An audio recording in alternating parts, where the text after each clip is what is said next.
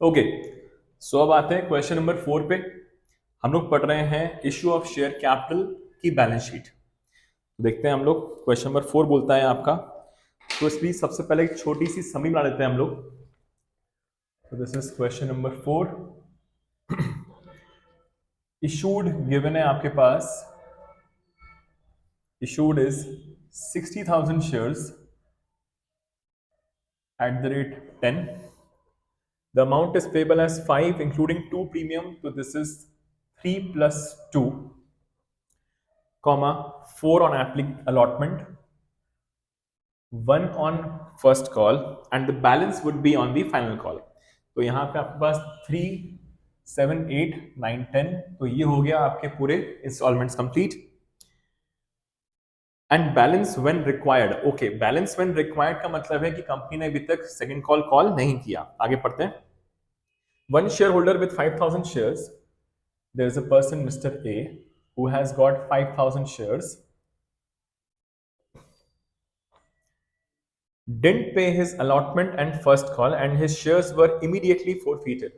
तो इसने आपको अलॉटमेंट का अमाउंट पे नहीं किया, फर्स्ट कॉल पे नहीं किया एंड इसके शेयर्स फोरफीट हो गए।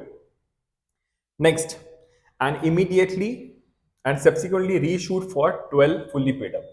अब इसके रीइश्यू हो गए हैं 12 फुल्ली पेड अप के हिसाब से। ठीक है, आगे। Another shareholder 6,000 shares didn't pay his final call and his shares were also forfeited. तो यहां पे there is a person mister B, इसके पास 6,000 शेयर्स हैं, इसने final call that is second call pay नहीं किया एंड इसके भी शेयर्स हो गए हैं आपके फोरफीट। ये रहा आपका क्वेश्चन। तो यहाँ पे इसको सॉल्व करना है। तो यहाँ पे बोला गया है कंपनी ने इशू किए हैं 60,000, 3 plus 2, 4, 1 and 2 are the installment amounts.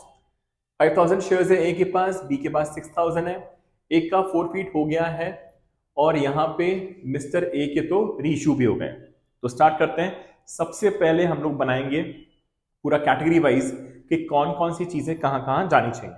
तो स्टार्ट करते हैं। हमारे पास एज अ होल 60,000 शेयर्स हैं, इसके 3 पार्ट्स, इसके होंगे आपके 3 पार्ट्स। तो पहला है for mister A, he has got 5,000 shares. सबसे पहले इसने आपको अलॉटमेंट ऑफ फर्स्ट कॉल नहीं दिया है, तो ये पहले अटका होगा कॉल्स एंड अरियर्स पर। सबसे पहले कॉल्स एंड अरियर्स में आ गया होगा ये। इसके बाद इसके शेयर्स फोरफीट कर दिए गए, तो ये हो गया फोरफीचर और ये अब फाइनली पहुंच चुका है अपने रीइश्यू के स्टेज पर। नेक्स्ट, मिस्टर बी की बात की जाए, बी के पास है 6,000 शेयर्स। 6,000 शेयर्स के बाद यहां पे इसने आपको अमाउंट पे नहीं किया, तो पहले ये आया होगा आपके कॉल्स एंड अरियर्स में, फिर इसके शेयर्स फोरफीट कर दिए होंगे और यहां पे इसके शेयर्स रीइश्यू नहीं हुए। ठीक, नेक्स्ट 60 में से अगर आप हम लोग 11,000 माइनस करेंगे तो ये आ जाएगा आपका अदर्स वाली कैटेगरी। तो अदर्स में आएंगे आपके कितने, 49,000 शेयर्स। ये 49,000 वो लोग हैं जिन लोगों ने आपको पूरा अमाउंट दे दिया होगा, जितना आपने बुलवाया पूरे 10 रुपीज वो पे कर चुके हैं। ओके, अब अगर यहां तक क्लियर है तो जिसके भी शेयर्स रीइश्यू हो जाते हैं वो जाकर आपका ऐड हो जाता है अदर्स वाले सेक्शन में। इस चीज का ध्यान रखेंगे, जिसके भी शेयर्स रीइश्यू हो जाएंगे वो जाकर अदर्स में ऐड हो जाएगा। सो यहाँ पे 5,000 शेयर्स थे, तो यहाँ पे आ गए 5,000, तो अल्टीमेटली ये हो गए आपके 54,000 शेयर्स। ऐसे हैं शेयर होल्डर्स जो लोग जाएंगे आपके फुल्ली पेड अप वाली कैटेगरी में, ये जाएगा आपका शेयर फोरफीचर वाली कैटेगरी में। अपार्ट फ्रॉम दैट ये वाले तो यहाँ पे शिफ्ट हो ही गए हैं, तो यहाँ पे हमारे पास फुल्ली पेड अप और शेयर फोरफीचर वाली कैटेगरी ही बनने वाली है। तो स्टार्ट करते हैं। सबसे पहले बैलेंस शीट बनेगी, तो मैं बैलेंस शीट यही बना लेता हूं ताकि यहां पे इजीली मेरा नोट्स अकाउंट्स बन जाए। सबसे पहले बैलेंस शीट का जो आपका फॉर्मेट होता है, बैलेंस शीट में सबसे पहले आती है चीज आपकी सीरियल नंबर, फिर आता है आपका particulars, then we have got the note number, and in the last we have the amount का column. So ये रहे आपके बैलेंस शीट का फॉर्मेट. इसमें सबसे पहली चीज जो आती है आपके पास, that is your equity and liabilities. सबसे पहली चीज आती है आपकी इक्विटी एंड लायबिलिटीज. इसके अंदर नंबर 1 आता है आपका share holders fund. Share holders fund के बाद ए शेयर कैपिटल, और बी आता है आपका reserves and surplus.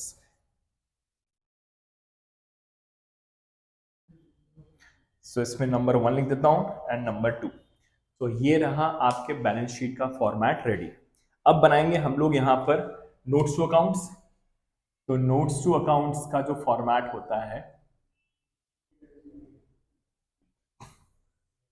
So notes to accounts में सबसे पहले आएगा आपका serial number, then we have got the particulars, and in the end we have 2 of the amounts column. In the end we have 2 amounts column. Clear? Now सबसे पहले number 1 लिखा हुआ था हम लोगों ने शेयर कैपिटल. तो सबसे पहले आएगा number 1 your share capital. Share capital जो पहली चीज आती है आपकी, वो आती है the authorised capital. The first thing is your authorized capital. Authorized capital इस क्वेश्चन में as such given नहीं है, हम लोग उसको blank छोड़ देंगे. That is dash shares of rupees 10 each, क्योंकि हमारा शेयर देखिए वो है 10 रुपीज का, तो ये हो जाएगा आपका 10 each.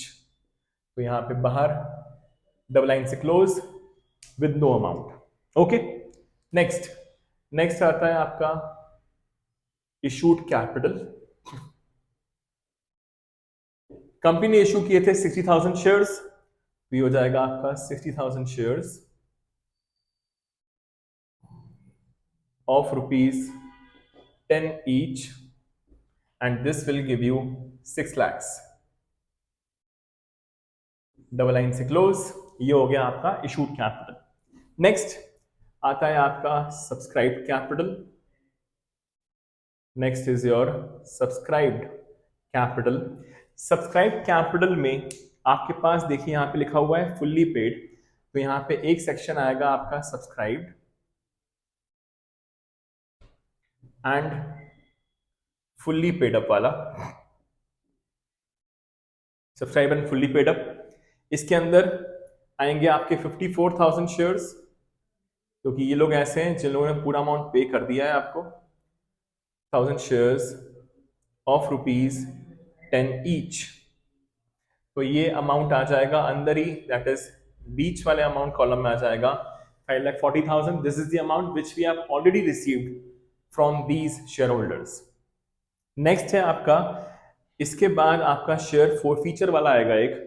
तो यहाँ पे subscribe but not fully paid up का कोई रोल नहीं है, तो यहाँ पे आएंगे हम लिखेंगे शेयर्स फोरफीटेड, शेयर्स फोरफीटेड अकाउंट. यहाँ पे वो लोग आएंगे जिनके शेयर्स फोरफीट हुए हैं और जो लोग अभी भी शेयर फोरफीचर में ही हैं. देखिए यहाँ पे फोरफीचर इसका भी हुआ था ए का, बट रीइशू हो गए. अभी भी जो फोरफीचर में है दैट इज मिस्टर बी. तो ये हो जाएंगे आपके 6,000 शेयर्स हैं. तो 6,000 शेयर्स, जितना अमाउंट आपने रिसीव किया होता है सिर्फ उतना ही अमाउंट लिखते हैं आप. तो यहाँ पे मिस्टर बी ने सेकंड कॉल नहीं दिया है, तो he must have paid application allotment and first call, that is 4 + 1 5 + 3 8 excluding premium, क्योंकि अगर आपको प्रीमियम मिल चुका है तो उसको आप फोरफीट नहीं करते. ओके, सो यहाँ पे it will be 6,000 shares of rupees 8 each. So this will give you 48,000, and ultimately we have received in total 5,88,000. This is the amount which will be transferred to your share capital column. Okay, समझना है यहाँ तक? तो ये हो गया आपका first share capital का पूरा notes to accounts. Next number 2, अब बनाएंगे हम लोग रिजर्व्स एंड सरप्लस का रिजर्व्स एंड सरप्लस का नोट्स। तो यहां पे सबसे पहली जो आपके पास चीज आएगी that will be your securities premium. अब सिक्योरिटीज प्रीमियम देखिए यहां पे जो ₹2 आपके पास आए हुए हैं, this is your security premium. और क्योंकि एप्लीकेशन पे आया ये अमाउंट तो सबने ही पे किया होगा, तो 60,000 मल्टीप्लाइड बाय 2, और तो यहां लिख देता हूं अंदर ही मैं। So this is basically 60,000 shares पे ₹2 आ गए होंगे आपके पास, या मैं और अंदर लिख रहा हूं, पर्टिकुलर्स वाले कॉलम में अमाउंट लिख रहा हूं। क्यों? क्योंकि क्या हो रहा है कि मेरे को ₹2 तो सबने दे दिए, apart from that mister A के शेयर्स मैंने जब रीइश्यू किए तो मेरे को ₹2 का प्रीमियम और आ गया। सो यहाँ पे 5,000 शेयर्स पे भी ₹2 एक्स्ट्रा कमाए मैंने, तो यहाँ पे हो जाएगा 5,000 into 2, that will give you 10,000। So ultimately मेरे पास जो सिक्योरिटी प्रीमियम का अमाउंट आया हुआ है that is 1,30,000। Apart from that क्योंकि रीइश्यू हुआ है तो कुछ आपने फोरफीट किया होगा, कुछ अमाउंट आपने ट्रांसफर किया होगा कैपिटल रिजर्व में। तो नेक्स्ट चीज जो आपके पास आती है that is your capital reserve. अब कैपिटल रिजर्व में वो अमाउंट ट्रांसफर होता है जितना आपने फोरफीट किया माइनस जितने का आपने डिस्काउंट दिया। सो यहां पर मिस्टर ए ने 5,000 शेयर्स पे सिर्फ एप्लीकेशन दिए थे, दैट इज ₹3। अब यहाँ पे +2 प्रीमियम भी है, पर प्रीमियम को हम लोग फोरफीट नहीं करते, तो it is 5,000 into 3 only.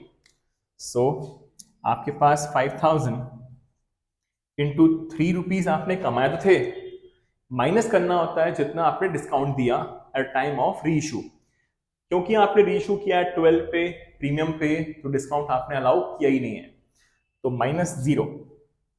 So ultimately 15,000 is the amount of capital reserve. So ultimately ये आ जाएगा आपका 1,45,000। सो 1,45,000 इज द अमाउंट जो आपको as a whole reserves and surplus में चला जाएगा। ठीक, तो ये खत्म हो गया question number 4, balance sheet and the notes to accounts. Thank you so much.